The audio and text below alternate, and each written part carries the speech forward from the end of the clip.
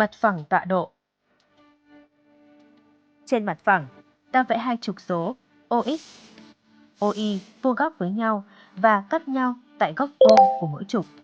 Khi đó, ta có hệ trục tọa độ OXY, trục OX, OY gọi là các trục tọa độ. OX gọi là trục hoành, OY gọi là trục tung, O gọi là gốc tọa độ. Mặt phẳng có hệ trục tọa độ OXY gọi là mặt phẳng tọa độ OXY. Hai trục tọa độ chia mặt phẳng thành 4 góc. Góc phần tư thứ nhất, góc phần tư thứ hai, góc phần tư thứ ba, góc phần tư thứ tư, theo thứ tự ngược chiều quay của kim đồng hồ. Chú ý, các đơn vị độ dài trên hai trục tọa độ được chọn bằng nhau. Nếu không có lưu ý gì thêm,